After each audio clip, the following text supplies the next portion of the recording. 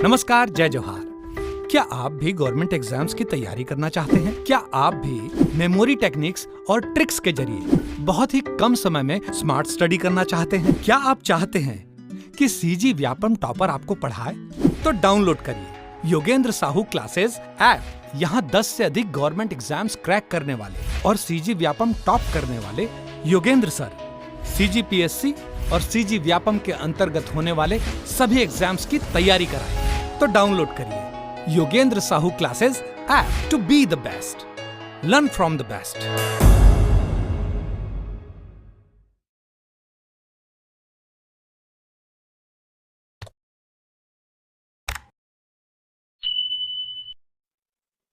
नमस्कार दोस्तों, आप सभी का स्वागत है योगेंद्र साहू ऑनलाइन क्लासेस में। मैं हूं आकाश चंद्राकर और आज हम लोग पढ़ेंगे केमिस्ट्री में हाइड्रोकार्बन्स के बारे में। हाइड्रोकार्बन्स का मतलब यह है कि अब हम लोग किसके एमसीक्यू करने वाले हैं, तो ऑर्गेनिक केमिस्ट्री के एमसीक्यूज को करने वाले हैं। ठीक है, जैसा सीरीज चला आ रहा है उसी के अकॉर्डिंग 20 क्वेश्चंस होने वाले हैं। और हाइड्रोकार्बन या फिर ऑर्गेनिक केमिस्ट्री वैसे तो बहुत बड़ा होता है, लेकिन जैसा आपका एग्जाम है और जैसा कि पैटर्न रहा है व्यापम, पीएससी या फिर अदर सेंट्रल गवर्नमेंट के एग्जाम का, उसमें ज़्यादातर हाइड्रोकार्बन्स और उससे कुछ यौगिकों से क्वेश्चंस पूछे गए। पूरा आपको ऑर्गेनिक केमिस्ट्री पे ध्यान देने की आवश्यकता नहीं पड़ेगी।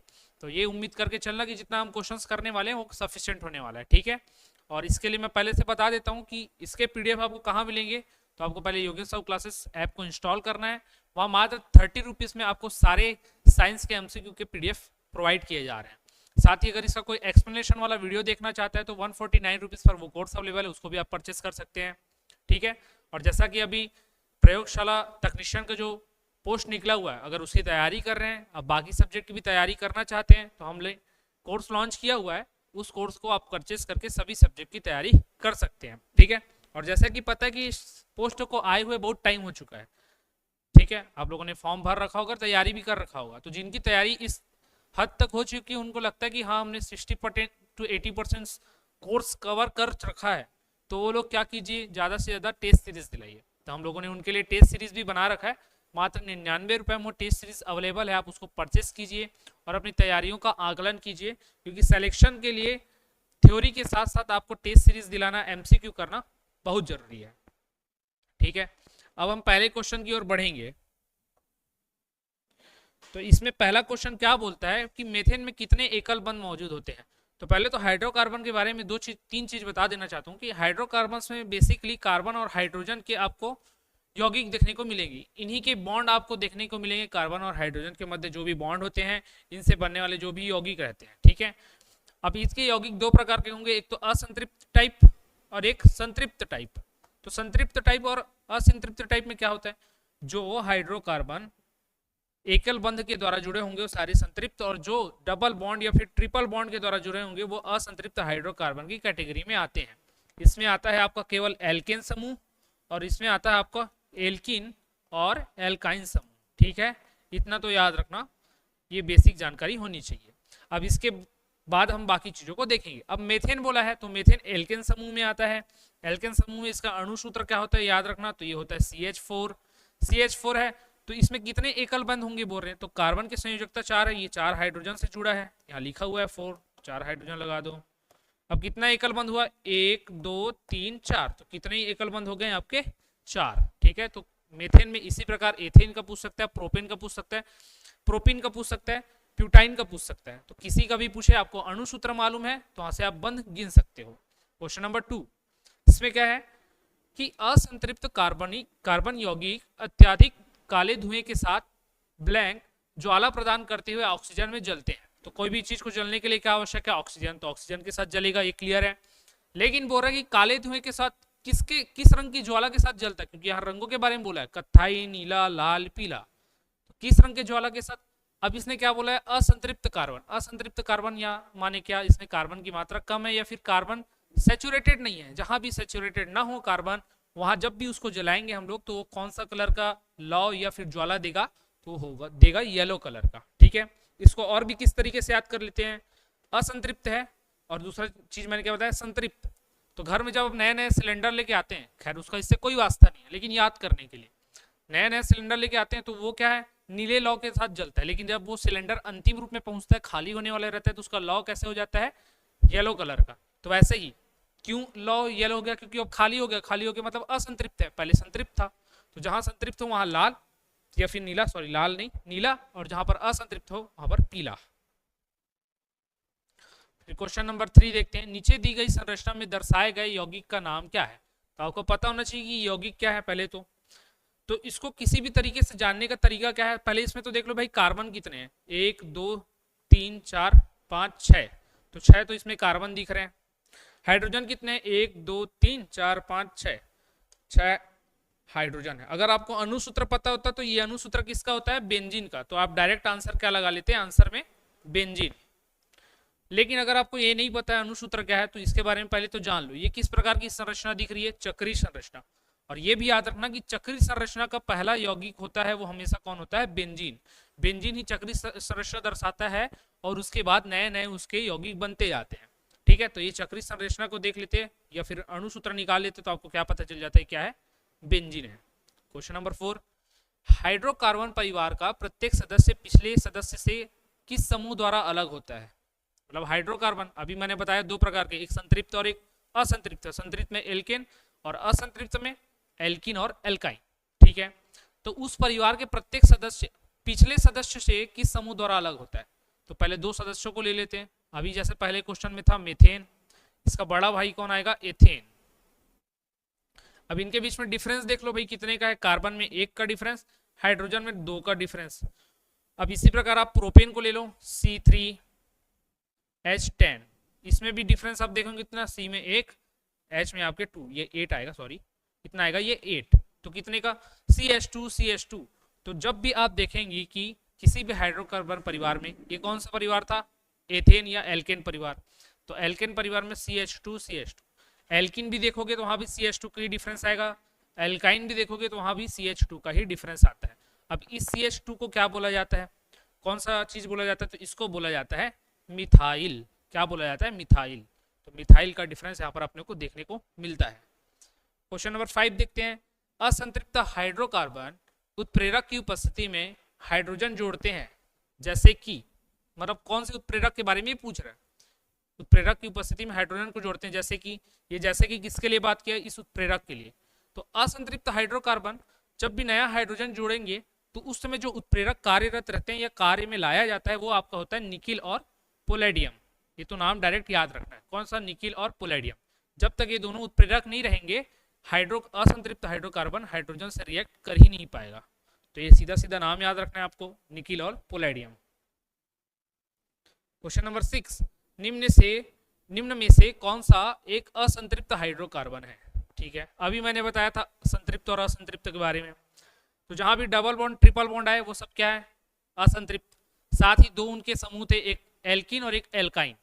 तो देख लो ऑप्शन में कौन से समूह के हैं, ये तो ब्यूटेन हो गया, तो ये तो एल्केन समूह का, ये तो नहीं होगा। पेंटेन, ये भी नहीं होगा। इथाइन, ये इथाइन आ रहा है तो ये होगा। ठीक है, तो ये क्या है आपका, असंतृप्त हाइड्रोकार्बन की कैटेगरी में आता है। क्वेश्चन नंबर 7 देखते हैं, ब्लैंक यौगिक में एक वलय कार्बन श्रृंखला संरचना होती है। मतलब ये चार ऑप्शन में से कौन से यौगिक में वलय कार्बन श्रृंखला संरचना होती है। तो अभी मैंने बताया था क्वेश्चन नंबर 3 में हम लोग संरचना देखे थे, वो किस आकृति की थी, इस वलय नुमा थी। ठीक है, इस प्रकार की उसमें आकृतियां या इस प्रकार के बंध थे, तो कौन सा था आपका, बेंजीन। और मैंने बताया भी कि बेंजीन ही ऐसा यौगिक है जहां से वलय संरचना की शुरुआत होती है और उसके आगे फिर नए यौगिक बनते जाते हैं, तो ये याद रखना है। अणुसूत्र भी बताया, C6H6। फिर क्वेश्चन नंबर 8, इनमें से कौन सा एक असंतृप्त यौगिक है। असंतृप्त यौगिक का कौन सा है, देख लो। तो ये तो लंबा 4 ऑप्शन दिया, इसमें देखना पड़ेगा। तो सबसे पहला कैटेगरी तो यही बताया था, संतृप्त और असंतृप्त में।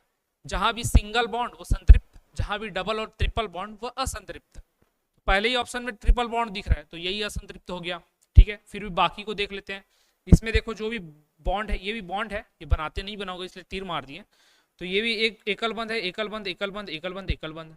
इसमें भी सभी जगह एकल बंध, यहाँ पर भी सभी जगह देख पा रहे होंगे एकल बंध है, केवल पहले वाले में ट्रिपल बॉन्ड था, तो ये क्या हो जाएगा आपका, असंतृप्त यौगिक। क्वेश्चन नंबर 9, गर्म हवा के गुब्बारों में कौन सी गैस प्रयोग की जाती है। तो गर्म हवा के गुब्बारे अपने हॉलीवुड मूवीज में देखे होंगे या फिर जियो का जब एडवर्टाइजमेंट आता था उसमें हवा के गुब्बारे उड़ते थे। तो उसमें जो गैस प्रयोग की जाती है होता है आपका प्रोपेन, क्योंकि ये प्रोपेन जब जलता है तो बहुत ही ज़्यादा गर्म हवा देता है, ठीक है। वहाँ पर आप हाइड्रोजन को नहीं जला सकते, हीलियम को नहीं जला सकते, इनकी मात्रा बहुत ही ज़्यादा मात्रा में आपको मतलब ज़्यादा हीट दे देगा, तो बलून को भी जला सकता है। तो एक प्रॉपर हीट जब चाहिए रहता है तो हम वहाँ पर किसका यूज़ करते हैं, प्रोपेन का। तो प्रोपेन गैस को वहाँ पर जलाया जाता है, ठीक है। अब उसको याद कैसे करना है, तो याद रख लेना भाई, जो प्रो लोग रहते हैं, अच्छे क्वालिटी के लोग रहते हैं, वही उस एयर बलून का मजा ले पाते हैं, इसलिए प्रोपेन जलाते हैं।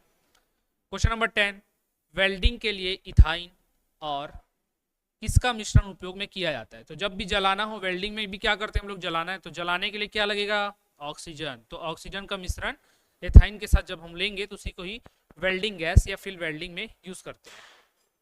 क्वेश्चन नंबर 11, हाइड्रोकार्बन जिसमें आणविक सूत्र का समान होता है लेकिन संरचना सूत्र अलग अलग होती है उसको क्या कहते हैं, ठीक है। तो ऐसे हाइड्रोकार्बन जिसका आणविक सूत्र समान होगा लेकिन संरचना सूत्र में क्या होगी, भिन्नता होगी, जैसे कि ले लेते हैं CH2S6, इसको मैं इस रूप में भी लिख सकता हूँ, ठीक है। इसको और क्या लिख सकता हूँ, CH3 सिंगल बॉन्ड CH3, ये भी लिख सकता हूँ।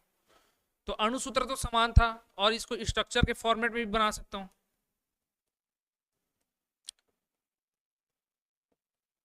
खैर ये मतलब एक ही पड़ता है, लेकिन ऐसे भी लिखो या ऐसे भी लिखो, दो एक रूप प्राप्त हो गया किसके, एक ही प्रकार के अणुसूत्र के। तो जब अणुसूत्र समान और संरचना अलग अलग दिखे तो उसको हम लोग क्या बोलते हैं, समावयवी, आइसोमरिज्म उसको बोला जाता है।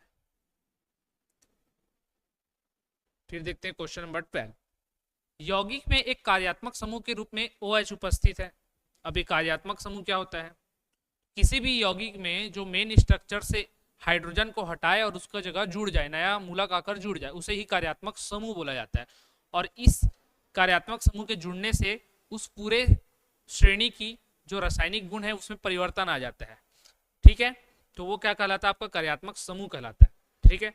और इसी कार्यात्मक समूह के द्वारा उस श्रेणी का या उस क्या बोलना चाहिए कि उस यौगिकों का अलग कैरेक्टरिस्टिक्स पता चलता है, अलग गुण पता चलते हैं और उनको अलग कैटेगरी में रखा जाता है, ठीक है। तो अब जब OH के रूप में कोई कार्यात्मक समूह कार्य करता है तो उसको किस कैटेगरी में रखा जाता है, उसके रखा जाता है एल्कोहल की कैटेगरी में। किसमें, एल्कोहल। और एल्कोहल को हम लोग OL ऑल के नाम से भी डिनोट करते हैं, या फिर जब भी कोई एल्केन समूह में OH आकर जुड़े तो उसको उसके नाम के पीछे OL लगा देते हैं। तो यहाँ पर देखो ये एल्कोहल है क्या, नहीं है, एसिड है, ये भी एसिड है, ये भी एसिड है, बचा क्या, ब्यूटेनॉल। तो ब्यूटेनॉल क्या होगा आपका C4H9OH, ये आपका ब्यूटेनॉल का सूत्र है।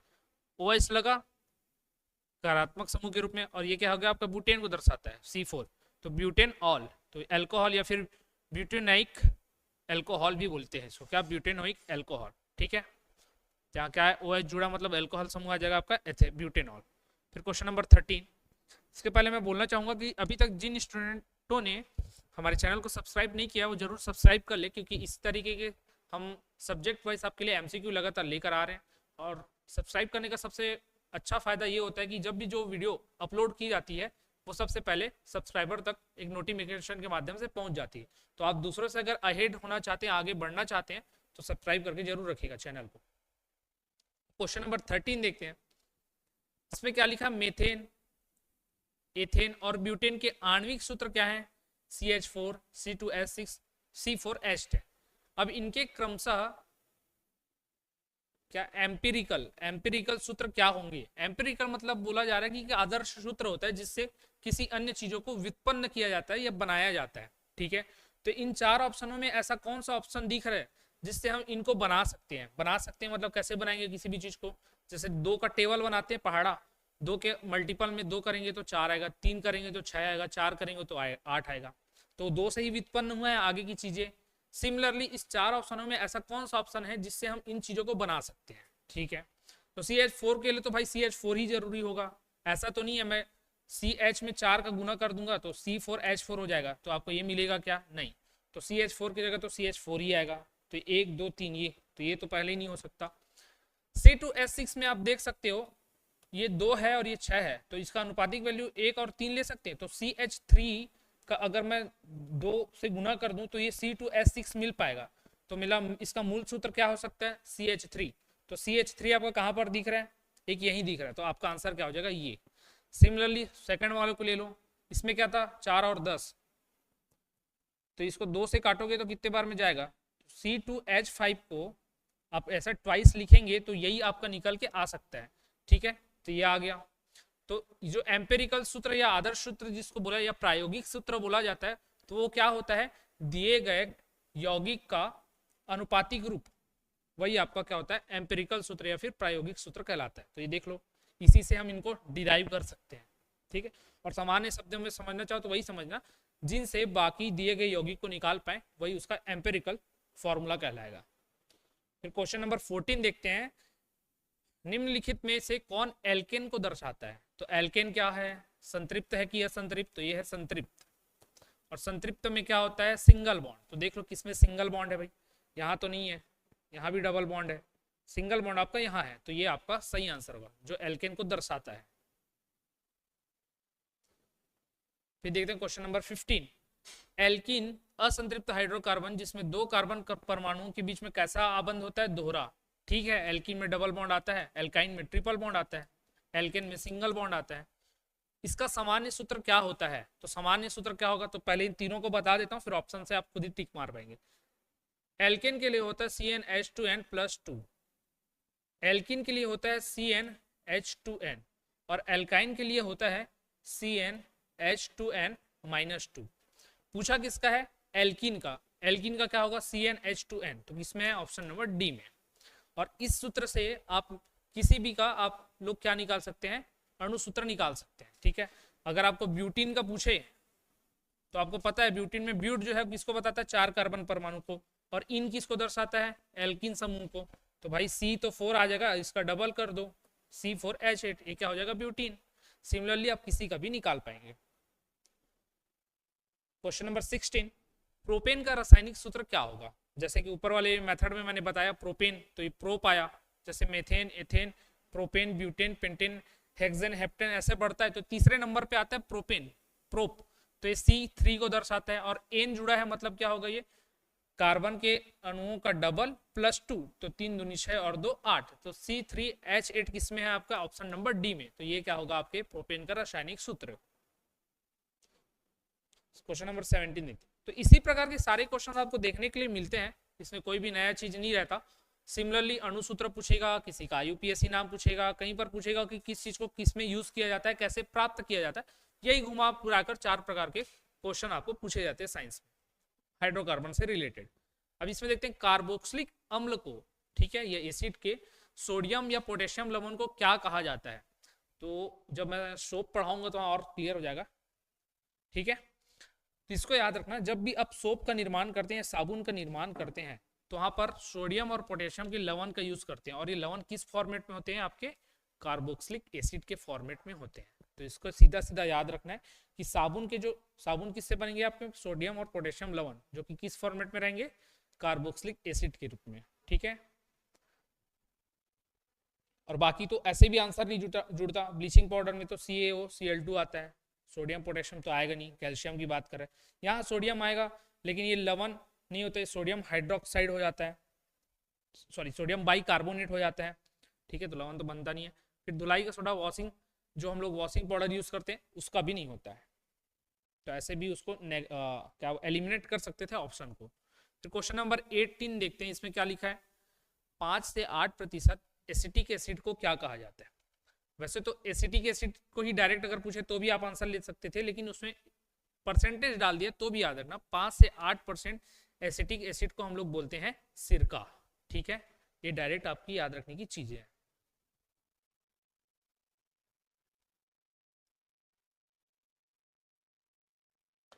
क्वेश्चन नंबर 19, निम्नलिखित में से कार्बन के कौन से मिश्रण का द्रव बनने और उबलने का तापमान सर्वाधिक होता है।